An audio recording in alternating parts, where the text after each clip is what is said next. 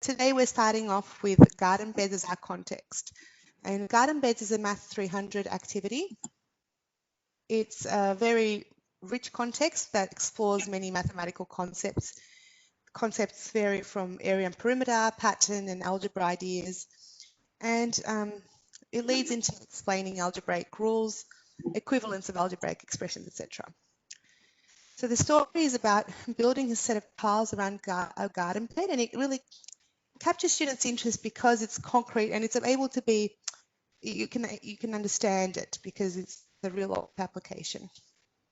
And ordinarily in a workshop, in a live workshop, we'd get you to first start with manipulatives, concrete manipulatives, such as these. And they're often not used in classrooms as secondary classrooms, but we like to encourage that they do have a place in a secondary classroom just as much as they would have in a primary classroom. Often they are regarded as a primary resource, but secondary schools often do have lots of these kind of resources hidden away in a cupboard somewhere. And it's good to, because we know that algebra is a problematic area for students, it's good to reconnect them to the concrete. So in this kind of context, the question is that I'm creating a garden bed and I have a problem with pests trying to eat vegetables. And I need to put tiles around the garden beds to keep the pests away.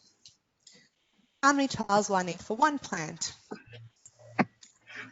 So if it's arranged like so in the picture, how many tiles will I need for one plant?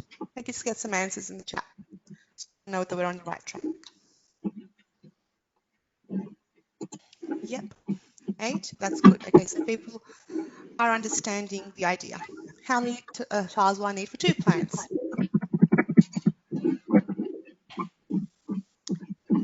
10. Okay, so we're starting to understand how many tiles will I need for 3 plants, etc. And then you can go, is there a pattern? So we're working with physical manipulatives here. And then you move on to generalizations usually. So now the question is, now I have a challenge for you. I want you to imagine you're working at a shop that sells tiles and customers come in to buy these tiles. And when they come to the shop, all they tell you is how many plants they have. Some customers have lots of plants. How will you be able to determine very quickly how many tiles each customer needs? So it's just asking for a generalization. And there are a couple of ways we get students to solve these kind of problems. One of them is, like someone mentioned earlier, a table of values. Not sure who it was, but someone didn't mention a table of values. Okay, so, and there is someone unmuted. Sorry, Helen, if you could just mute him. A minute, it's just a little background. I have muted the person and I've just sent direct message because they keep unmuting. Oh, okay, I see. Anyways, let's go back to this. It's a table of values, and what we can see here is when the students are recording that the number of plants, 1 plant, 8 tiles, 2 plants, 10 tiles, etc. There is a way to develop an algebraic rule from a table of values. And often, in my experience, this is one way that teachers show students how to develop a rule, an algebraic rule. From the table of values, you can see that you can get the gradient by doing the change in the dependent variable, which is the number of tiles, over the change in the independent variable, which is the number of plants. And if you look at the change, the tiles go up by 2 every time the number of plants goes up by 1, so the gradient becomes 2. And to get the value of C, or the constant, you kind of have to go back to when the number of plants would be equal to 0. So you can see in the diagram, I've gone back a step. So I subtracted 1 from the number of plants, and that would leave number of tiles as 6, or C equals 6. That's one way of establishing a rule. This is a numerical way. Another way is to reinforce the pattern involved in algebraic rules by showing visual patterns like this. And this is something like in the warm-up that we did with the night eyes. Some students may be at this stage will be able to see a pattern emerging, might be able to predict the rule. Others may need a little bit more guidance to get there. And this is where I like to simply animate PowerPoint slides to help to enable those students to pick up on patterns. So I'll show you how I do that. And it's very, very simple. I've got 1 plant, 2 plants, 3 plants, and all I do is do this.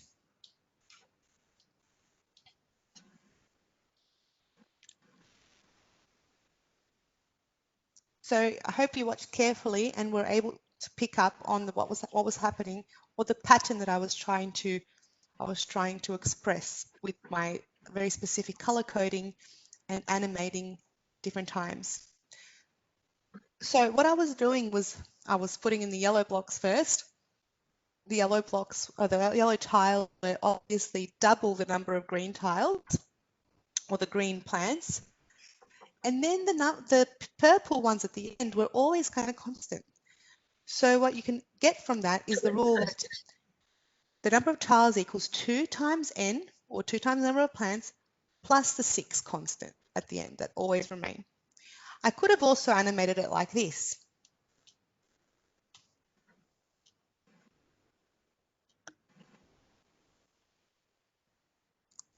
So it's just a slightly different way of animating that just starts off with a 6. So that if a student saw the pattern like that, they might see the 6 first, then plus 2n. But obviously we know that both of those equations are equivalent, and then that leads us nicely into a discussion about equivalent equations. There are other ways to animate this to show different ways of representing this exact same rule. And I've got 6 different ways that different students have seen this pattern, and they're all listed at the bottom of this page. 6 ways. I'd like you to just pick one and pick one that's a bit abstract, that maybe it doesn't straight away make sense to you, and think about how a student may have seen that rule. In the meantime, I'll answer Hong's question on the chat. How do you make the animation? It's simply using animations on PowerPoint. I just draw some shapes. I insert a shape, and I choose when it comes onto the screen. So I animate it by click. So I want this one to come in first. That's my first animation. This one to come in second animation, and so on. It's a bit tricky to explain over this technology. It would be better if I was sitting next to you on a blank PowerPoint, but I hope that helped. All right, so just have a look at some of those rules, and let's just pick an abstract one that doesn't make sense, and think about how a student may have reached that particular equation. Okay, Teresa has said t equals 8 plus 2 bracket n minus 1. The addition of 2 slides for each extra plant. Teresa, if you want to unmute and explain to us what you meant, I'm not sure if I quite understood. Yeah. Sorry, I meant to say tiles, not slides. I'm trying to watch and type at the same time. But to me, that's a student that sees you start with the 8 tiles around one plant, and then each time you add a plant, you're adding two more tiles to it. Each time, yes. So as you're going through the pattern. Okay. So what is the minus 1? Okay, yep. Because if you the n minus 1 is accounting because you've already got one plant in there. Okay, so yes, 2 plants, we're adding 2 on. When there's 3 plants, there's only 2 lots of the 2. Yes, yes, I understand that. Thank you, Teresa. That's great. Anyone else have a different one? Daniel asks, what is the P in the 6th equation? So that's a good question, Daniel. So this is a student's response. So you might question that student and say, what does the P mean? I think it means plants, perhaps. So then you might have a discussion with that student. Well, maybe there was no need to introduce a new variable. It's the same as n, isn't it? So p equals n, and we can actually group those like terms together and simplify that equation. So these are just simply student responses, and there could be several more. And that's a great one to pick up on, the fact that the student has the same thing as two different pronumerals. Okay, we don't have a lot of time. I'm going to keep moving on.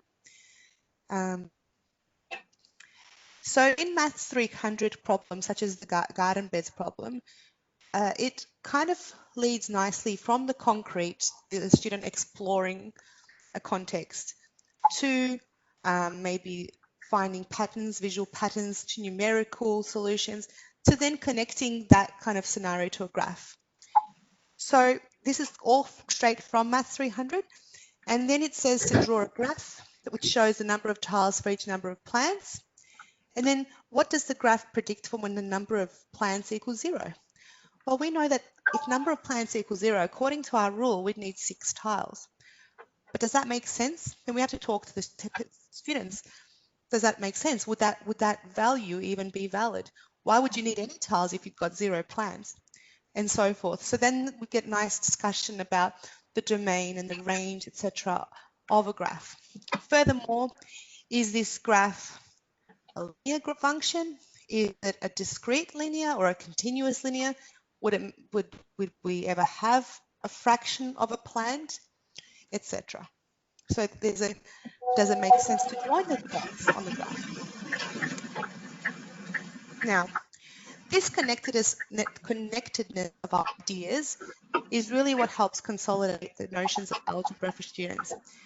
Now, there's a big problem in the fact that students who derive formulas only from a table of numbers, like a table of values, have a tendency to base their generalizations on very limited information. So if we go back to the first method, so using the table of values, and if we only teach to that method, and someone unmuted again, I think it's you again. If we only use that method, then the students are really good at being able to obtain a formula, perhaps from a table of values, but they don't understand it. They're not as connected to that formula. They can't justify it with conviction. And those same students really struggle to connect that formula to a graph or any symbolic representation. Whereas students have been exposed to all sorts of different representations, the figural as well, so that means the visual representations as well, they're better able to justify their formulas. They can connect the symbols to the variables and patterns. So what I like about 300 and what we're trying to really endorse, sorry, there's a couple of people unmuted at the moment.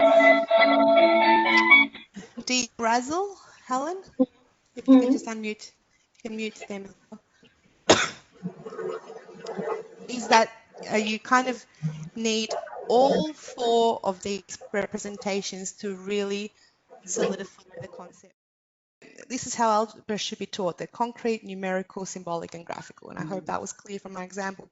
All right, can I get you all to establish a rule for this visual pattern? And I'd like to, if you have an answer, pop it in the chat box.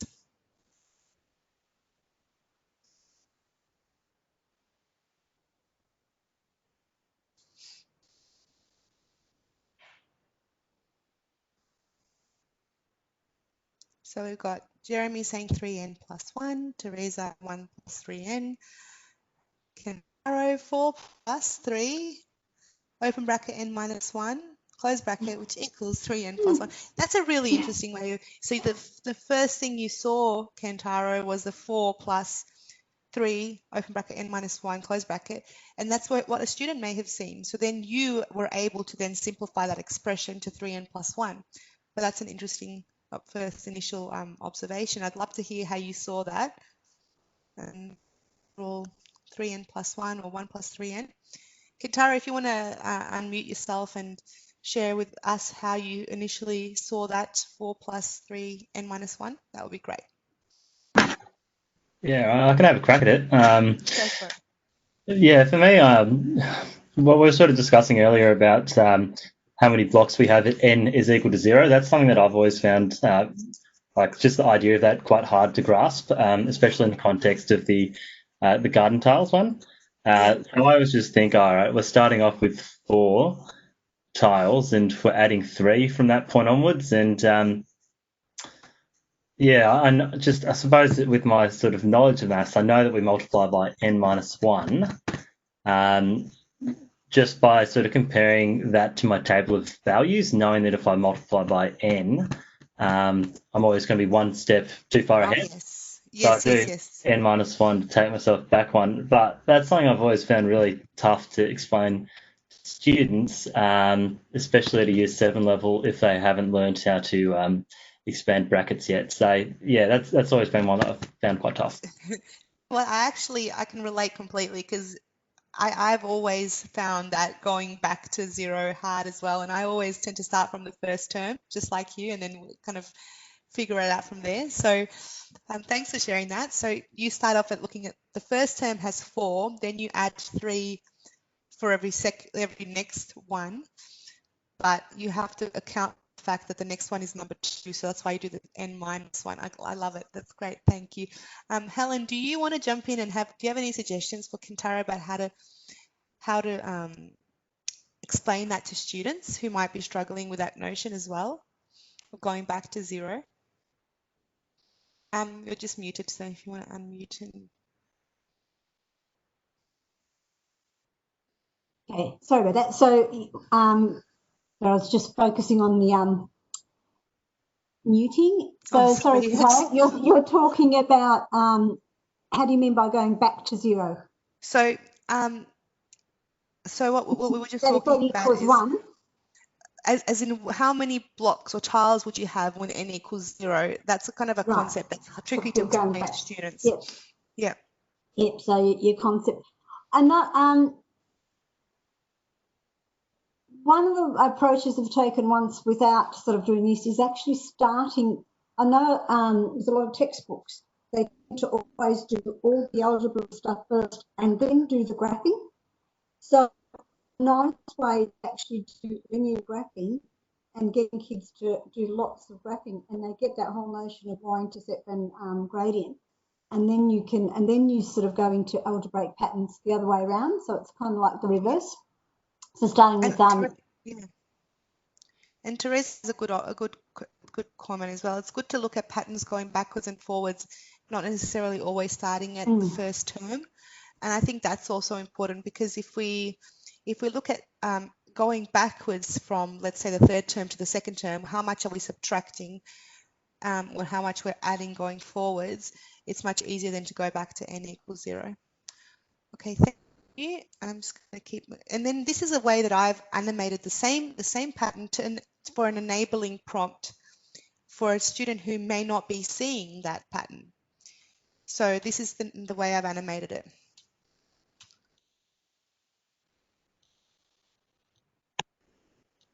And hopefully you've seen what I've tried to do there. I've tried to emphasize that one in the middle, that one tile in the middle is always constant. And then for every term multiplies by 3, and that's how much we're adding on top of it.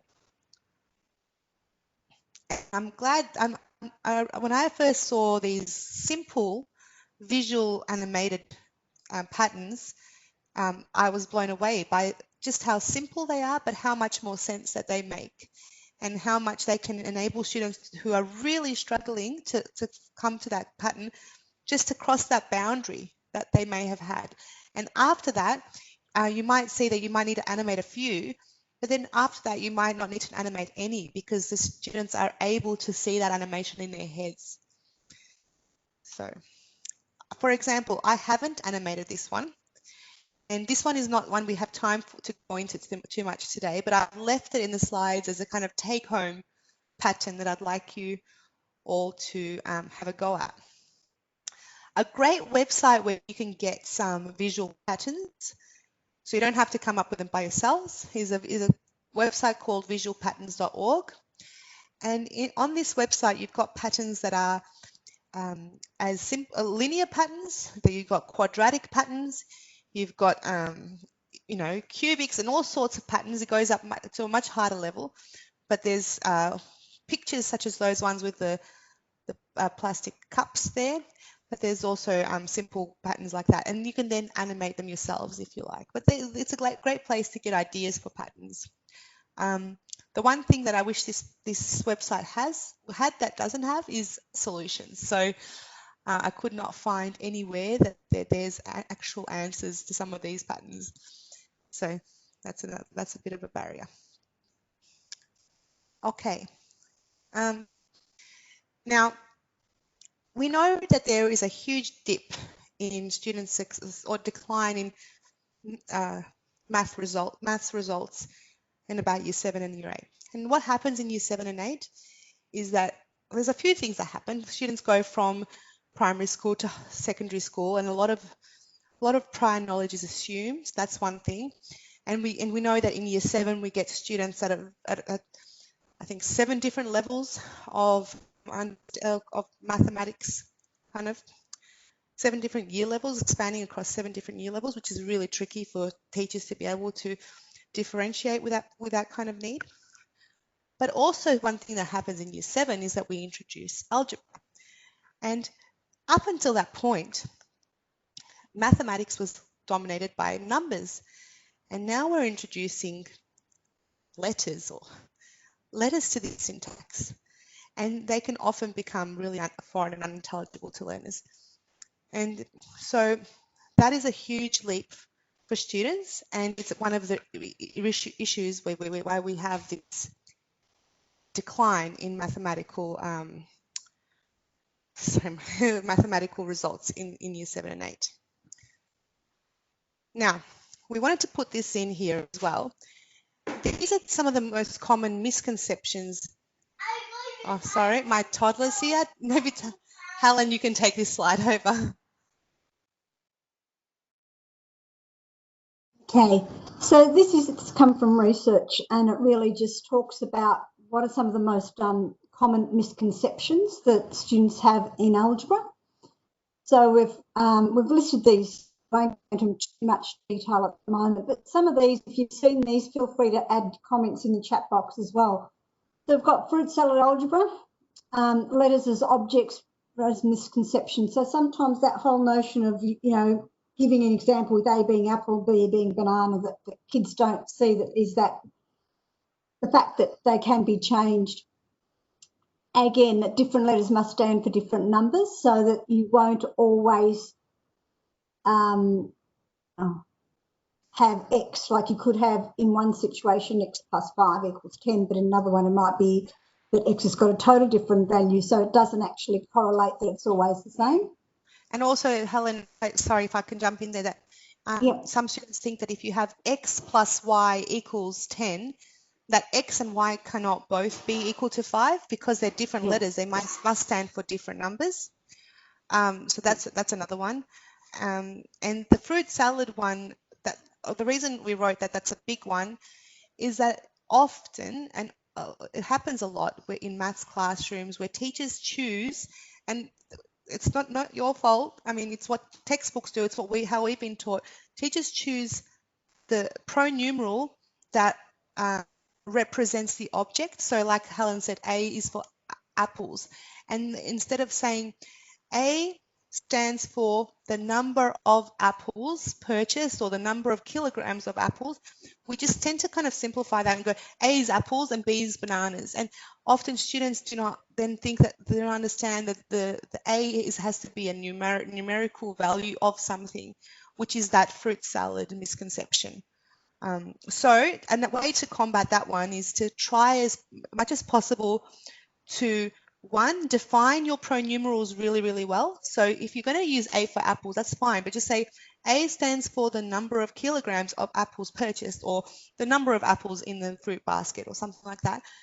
And another way is to avoid using what we call mnemonic pronumerals. So avoid using the same letter as our object. So you might say B stands for number of apples, and A stands for number of bananas. And let students know that that's okay. Mathematically, it's perfectly fine. So that they actually understand, that they learn to grapple with that notion that algebraic symbols do not have to stand for the objects. Okay. Alphabetical order, that matters. So that's another misconception.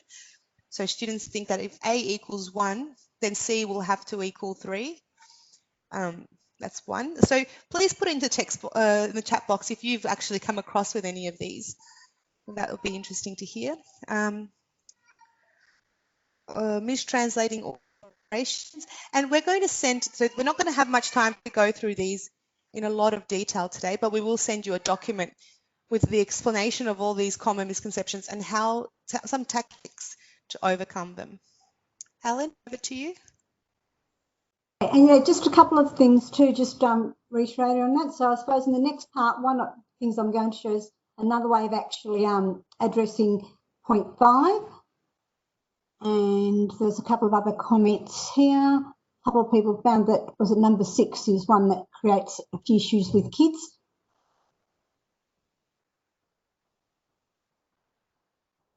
Yeah. Yeah. So these are, the most common, and it was done through quite a bit of research. Okay. So I'm going to take over. I'm just going to every class every year. Next.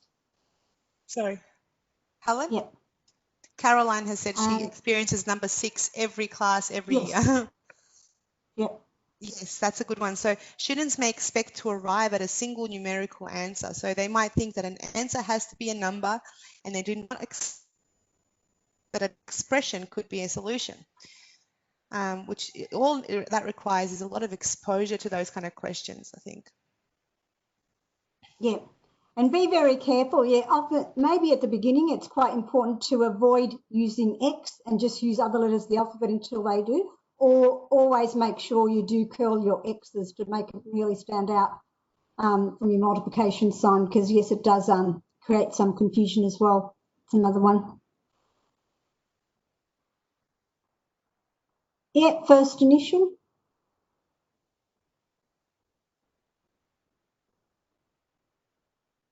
The first one was they confuse, in number 5, it's 2x plus 3, and they then think that if they put the 2, it's that not expanding out the brackets. So instead of seeing that should be 2x plus 6, they just think that the 2, that's a very common one, they only multiply the pronumeral by the 2, but forget to multiply the 3 as well.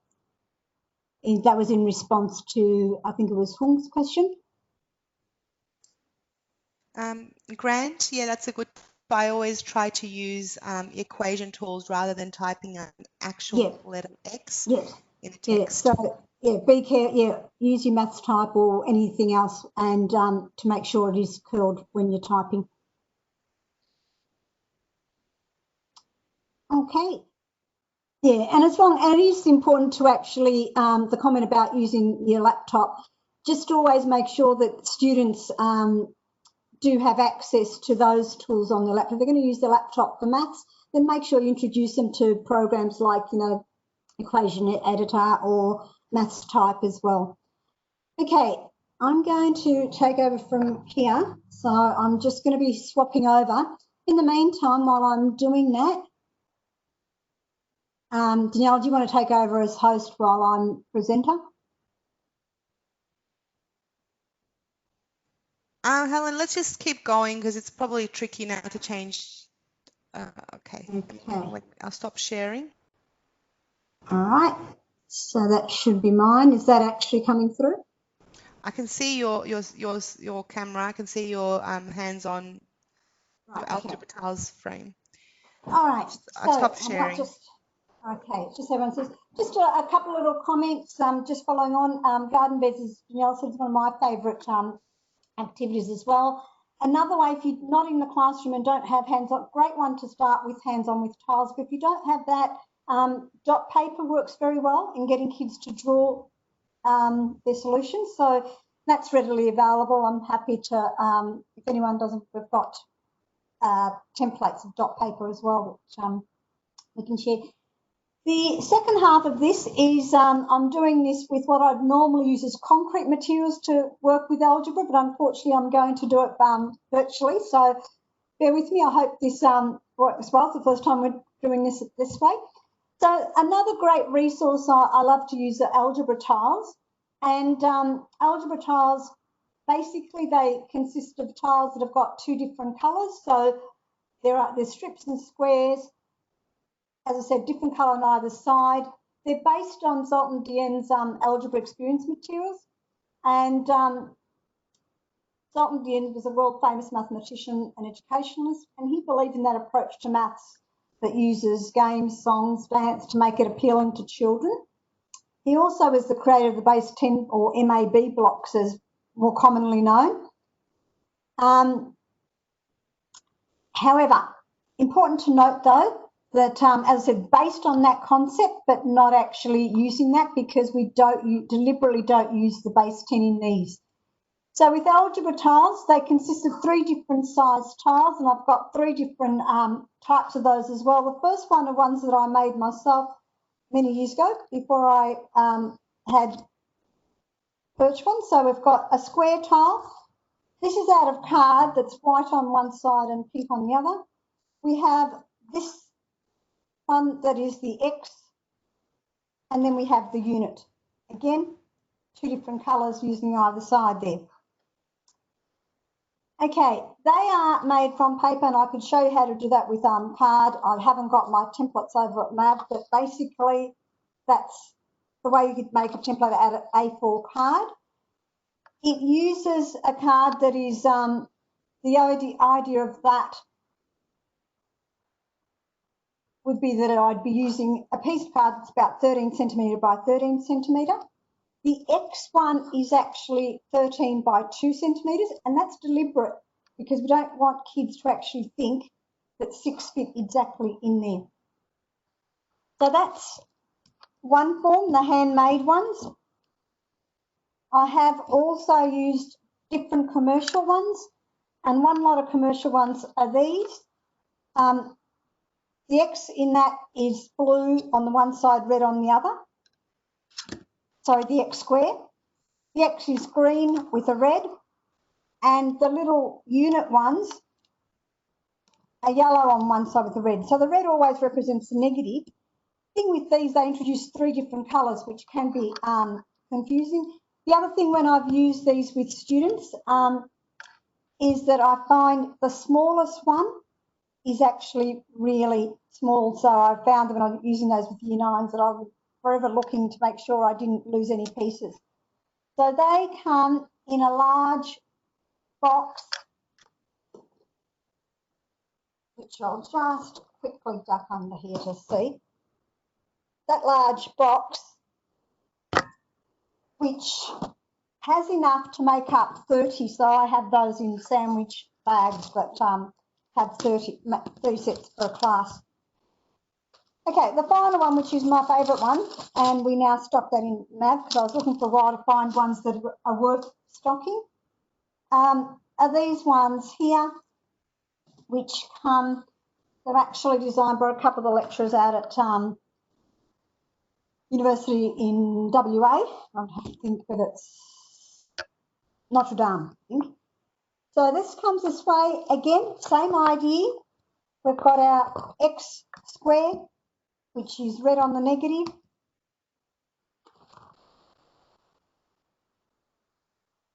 Our X, and again turns over to be negative, and our units.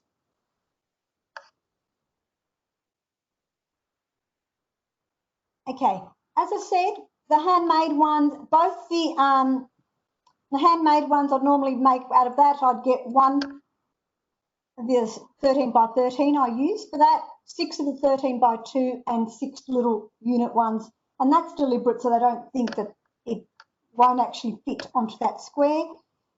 The commercial ones, when you get a set of 30, you'll find you'll get a 5 by 5, a 5 by 1, and the little tiny ones are only 1 by 1.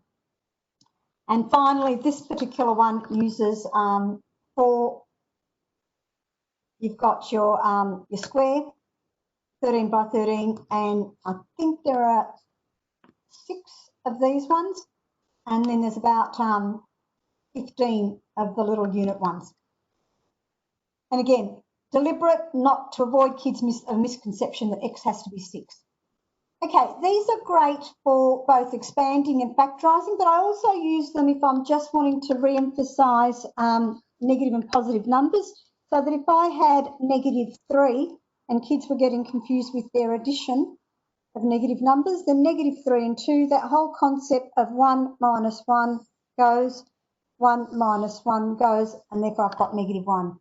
So great with demonstrating positive integers, operations with integers.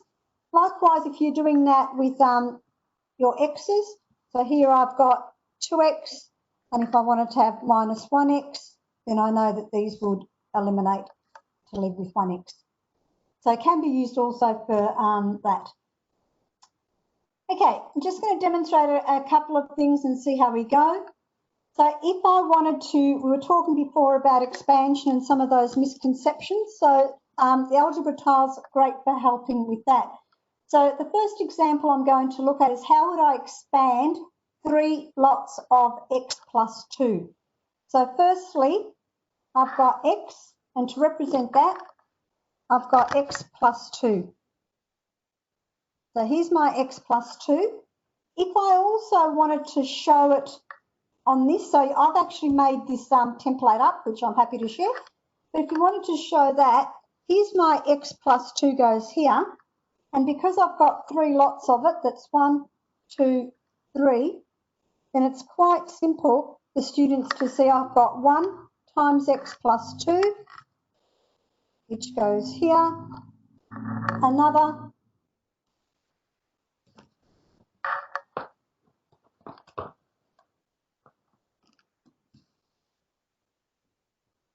second lot of x plus 2, and finally my third lot of x plus 2. Sorry about this, working.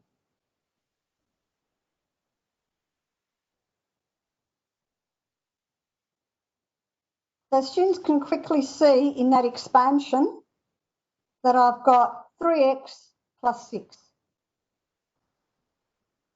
Okay, what about if we were to introduce negative? So if I've got 3 lots of my second example, I'm going to keep it as 3 times, this time, 2x minus 1. So here's my 2x, and along here I've got minus 1. So again, we can see we can do exactly the same thing where I'm just getting 1 lot of 3x, so 2x minus 1, another lot of 2x minus 1, and my third lot of 2x minus 1. So again, students can see, I just won't go through that, but you can see the process of how they're actually multiplying and seeing the expansion out there. Okay, if I was to go... Helen, there's a question in the chat. Sorry, we might...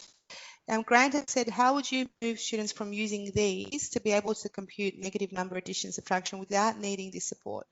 Is number lines a good place? Look, yeah. Grant, I've got I think that eventually something clicks for a student, and if they have the mental model of a positive and negative number, they start to form their own little shortcuts or little connections in their brain, which helps them then move from needing a manipulative to being able to work things out mentally. Helen, what were you going to say? Okay, so 2 things. Basically, if we're looking at with algebra, one of the things I've done with students, and often if you're working with year 9s with something like this and some people don't feel comfortable with it, one of the things is I actually get them to show me. So I do a show that type question, and then I leave them there in their table groups, and it's up to you. If you feel like using it, if you get stuck and you want to use it, you can. That's one way. With negative numbers, then I have a walking number line, and I use that in the same concept where I get kids to walk it out until they get that notion. And we just keep doing that as a warm-up every day, the walking number line, until even if, and I just use different students every day as my warm-up is demonstrate this on the walking number line, talk me through it, and it works really well. I think that notion of using warm-ups every day for a few minutes every day as a bit of a fluency builder really helps. It doesn't have to take up your whole lesson, but just a few minutes every day helps them build the mental models. Sorry. As I said, when I've taught directed numbers, I've always, as I said, I start with this walking number line, but at the beginning of every lesson, it's there and it's different students. I write up a problem and they have to talk it out and go through that. Jessie, you were asking a question? So I actually attended a PD by Matthew C. So they're about visual and manipulatives like this, and they explain that you should go from so as you guys talked about the concrete to the visual to the numerical and then the symbolic. Mm-hmm. So they talked about using that concrete, and then, for instance, instead of having a block, you would just draw like, for instance, a square with some lines in their paper with some dots for the units.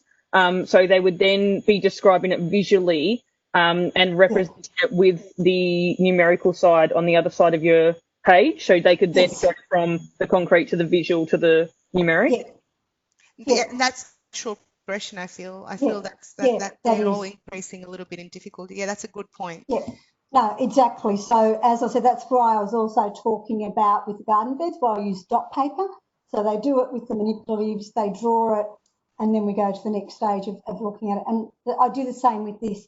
So if I might just do one demonstration of a factorisation to show the same sort of concept. So if I wanted to factorise 2x minus 4, I'll just do one example. So if I've got 2x and I'm just going to put them any old way, so I've got minus 4 here. So again, that whole notion when you're factorising, we're trying to put it into some sort of rectangular equals shape. So if they saw that these form a rectangle here, then we want to distribute these evenly to make that rectangle. So they will see, and students can quickly see that in that case, I've got x minus 2, x minus 2. So they can quickly see that that was two lots. Sorry, x minus 4. I've got 2 times x minus 2, giving me 2x minus 4. So that's with factorising. We can go extending quickly to, I'll just go through a couple of quadratics. I won't go through all of this. So you can get them initially just to show, if you wanted to show that. So if I want someone to show me what x squared plus x minus 2, there's my x squared, there's my x, and there's my minus 2. I'm just going to show that.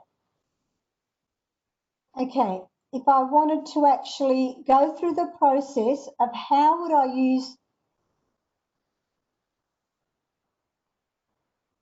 to expand. So the way I would show an expansion, so if I've got x plus 2x minus 3, then x plus 2 on this side, x minus 3 over here. And again, we're trying to get that rectangle, but students can quickly see that I've got the x by the x, that has to be filled in with my x squared. Over here, I've got x lots of negative, so x times negative 1, x times negative 1, and x times negative 1. Over here, we've got one lot of x, they can see that. And another, I'm going to go like that, one lot of x, and I've got one lot of negative 3, and another lot of negative 3. Okay, and they can see how that's been expanded. We've first completed our rectangle, but when we actually go out to look at the expansion, I've got the x squared, but again, with that, if I was divvying it up, with the notion that students have got that if I've got a positive and negative of the same quantity, then they eliminate. So they go, these two go, and I'm left with x squared minus 1x minus 6. So they can see that expansion there. And okay. Thank you. And the last day, if I was to do the reverse of that and I had to factorise, then if we were to start with the notion of x squared minus x minus 6, and how would I factorise that? Sorry, I'll go back. So if I And just was to factorise, then, sorry. While Helen is setting up, there are some people putting in the chat box interactives for algebra tiles that are virtual, so online algebra tiles. So you don't actually have to have the physical manipulatives, especially when we're learning remotely in this environment. You might actually choose to just use something that's online, and there's a few links there in the chat box. And also with that link, we'll provide a link with this as well. As I said, this comes from, this particular resource was from Notre Dame University, and Paul Swan's also put a virtual manipulative on that accompanies this as well. Yeah, so yeah, when you don't have tiles, but yeah, as I said, if we're doing this in workshop, I would have you playing with quite a few of these, and it gets that whole notion, and it brings in that, they can see that the area model and rectangles as well. And we're just running out of time. Do we have to? So I might just skip the last one and just go. Thank you. Sorry about that. I just thought that might be wise, as we've got only a few more minutes left. Yep. Everyone Fair enough. can see my. So, yeah, happy to put in like photos of that on the PowerPoint as to how you do the reverse of showing the factorising concept. So it's that whole notion of the rectangle.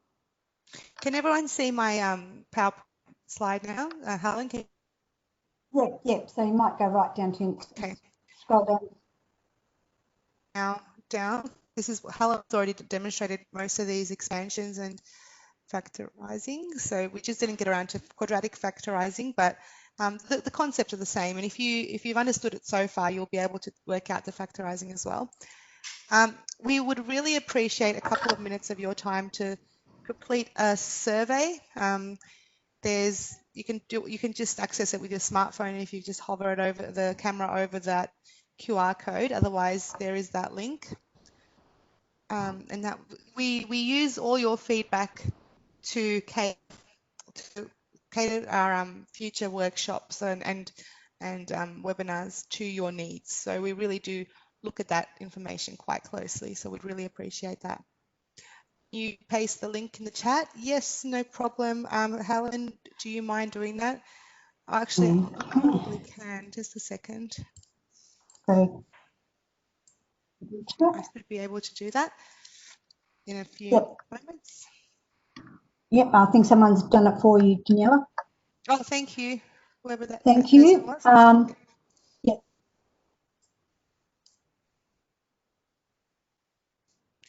Emma mentioned Engage Me is great. Actually, Engage Me is owned by a colleague of ours who works a lot with MAV, Tom Moore, and yeah, he is fantastic. He's made a lot of good animations that really help students understand concepts. And so Tom is a contractor for us.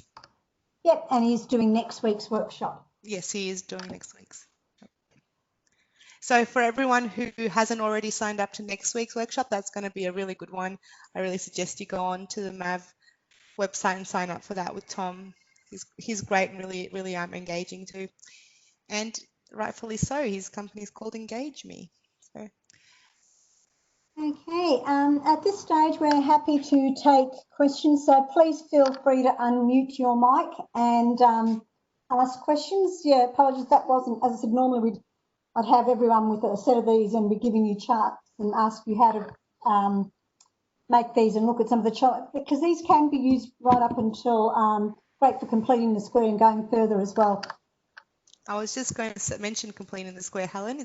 Completing the square is one of those things, if you've taught year 10 and 11 and 12, one of those things that students really tend to struggle with and make silly mistakes with. So it's another great way to explain where that comes from. So if you haven't seen how you can complete the square with algebra tiles, maybe it's a good thing to look up on Google or YouTube. It's really fascinating. anyone to ask any questions? You can unmute yourselves or use the chat box. I might take a crack at asking a question. Yeah. Hi. All right. So, like, when we get back to school, well, hopefully get back to school in term 4, algebra is going to be the first unit that we do with our year 7s.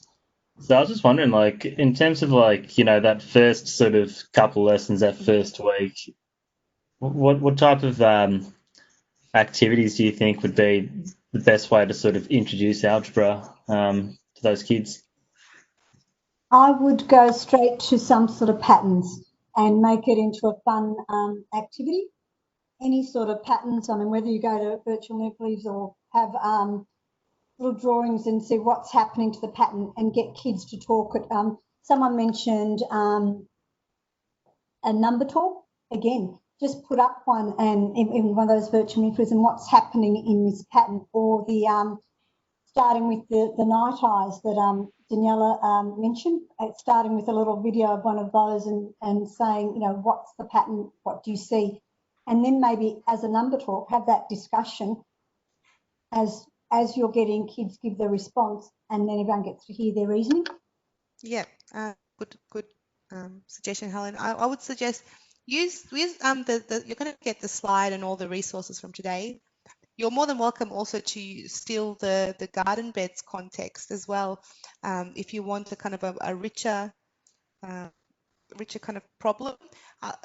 I would always start with something maybe like that, with a context, and then, like we did today, start with a context that students can relate to.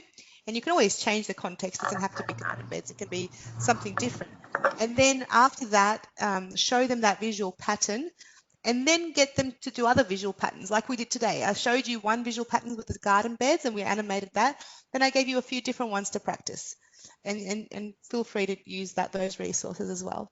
So I think it's, Katara, if I have had a suggestion, it's just make sure you follow that approach of concrete to visual to numerical to symbolic. Don't jump any of those steps, because that's when we lose kids. And yeah, feel free, as Daniela said, I would really endorse that, starting with the context. Make up a story. The garden bed is a great one. I've used that for years, and this version was an adaptation from Maths 300, but it doesn't actually belong to Maths 300 only. It's been around for a long time, and I think someone was giving UK resources. I think I first came across it in the 90s when the blue and the red, the Shell Centre from Cambridge had that as a problem-solving idea, is that concept of starting with one.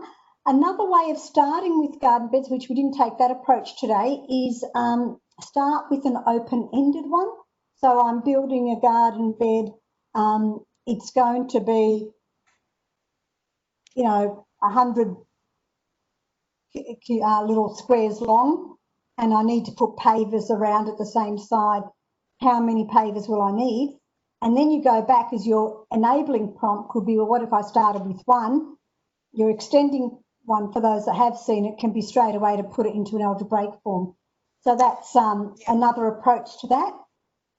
And I would look out for students who are thinking additively. So in year 7, unfortunately, what we're seeing is that some students are still haven't transitioned from additive thinking to multiplicative thinking, which makes that leap to understanding these rules really, really difficult. That idea of seeing 2 and plus 6, for example, which was our garden beds rule, the 2 multiplying by n is really difficult for them. They're additive. They just want to see how much is being added each time. They don't necessarily understand the multiplicative nature. In that case, you're going to have some difficulty to teach algebraic rules to those students. There are really good resources available on the Department of Ed's numeracy portal website that talks about multiplicative thinking versus additive thinking. A lot of it comes from Dyer Seaman's research, and if you may need to take a few steps back with some of those students, because if they don't get multiplicative thinking, they're not going to be able to progress very far with algebra. Would you say the same, Helen? Yeah, great. And someone else has also said, Joe Bowler's Growing Shapes. Yep, another little, Joe Bowler also has some great ideas on YouTube as well. But yeah, make it fun, start with patterns, start with visuals, but then try to make a connection is one way. And as I said, also when you go to the, if you're working with, say, Year 8, try that approach of working with graphs first, and that is probably one of the most successful approaches, going with the graphing and then going back to how it relates, because then students have got that, they can quickly see the table, the patterns that are happening if you just keep, so I've got some interactives where you're actually seeing the movement and saying, well, what's happening along the x-axis, what's the y-axis doing, so they can see that relationship. So having that lots of multi-prong and showing that interconnectedness with maths, because often the way people have been home teaching with textbooks, each topic, and kids seem to think that, I finished algebra, that's fine. Now I'm doing graphing, it's a different topic altogether. Now I'm doing something else. But showing those connections is a really rich way of teaching mathematics.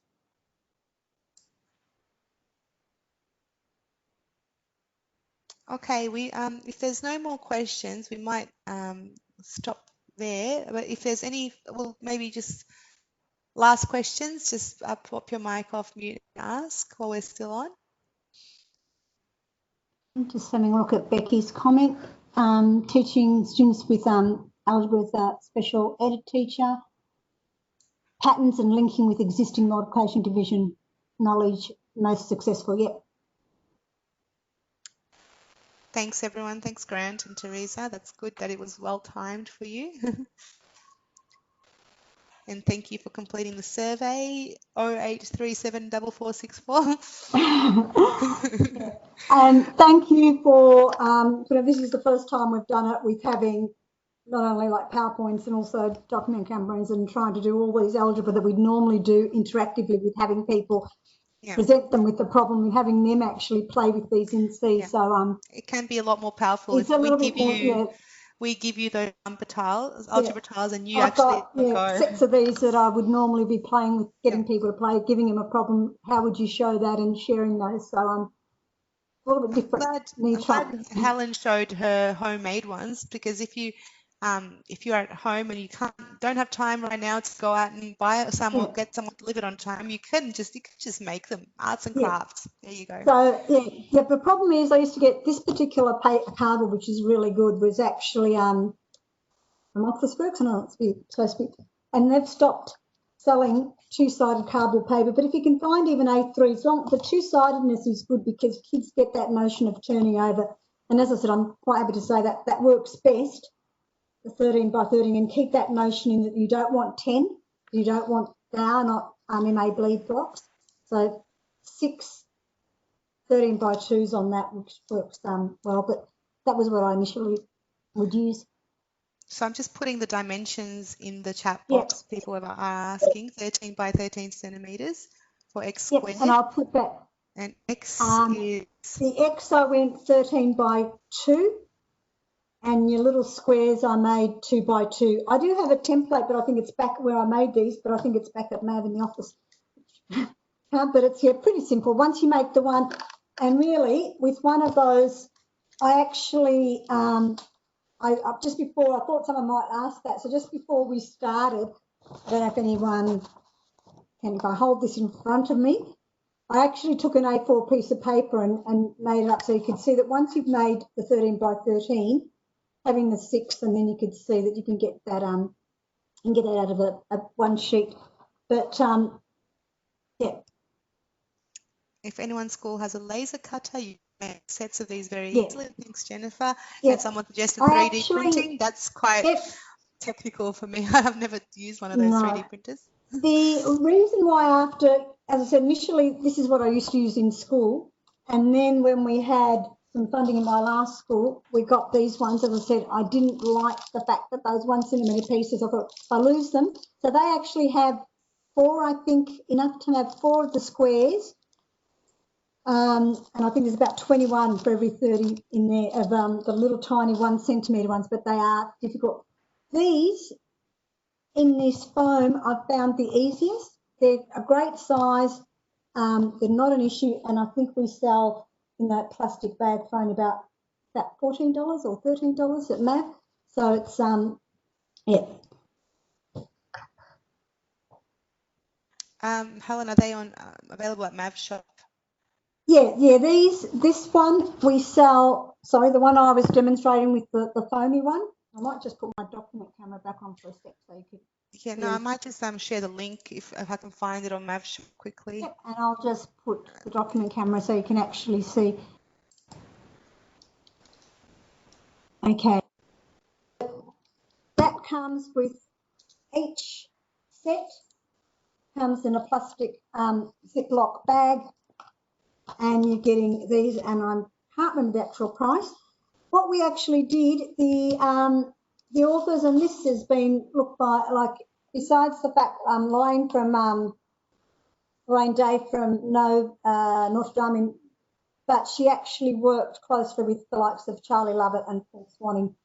So they've also produced, as a teacher, a little booklet that goes alongside of it that accompanies that. But what we're doing is I actually find that for a class, if I'm having them work in groups of 4s, then if I've got 5 sets for my class, and then I just buy one with the book as a teacher reference.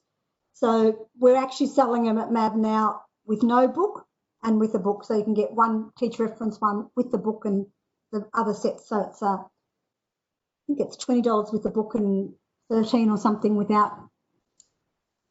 Yeah. So Jennifer's asked, would we start using the tiles in Year 7 or earlier?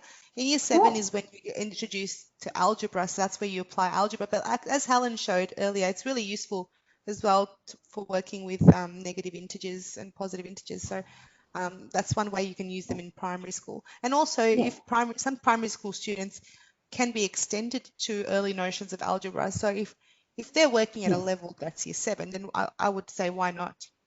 Yep.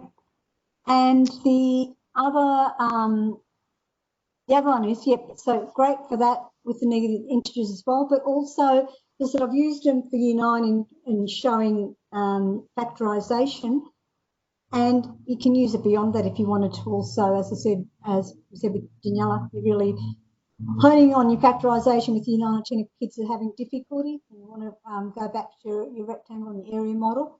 And likewise, you can extend it as far as completing the square and showing that as well. The only thing we have to kind of get over is this idea that secondary school students should no longer use manipulatives. And I think students may feel uncomfortable using them at first because they associate them with primary school maths.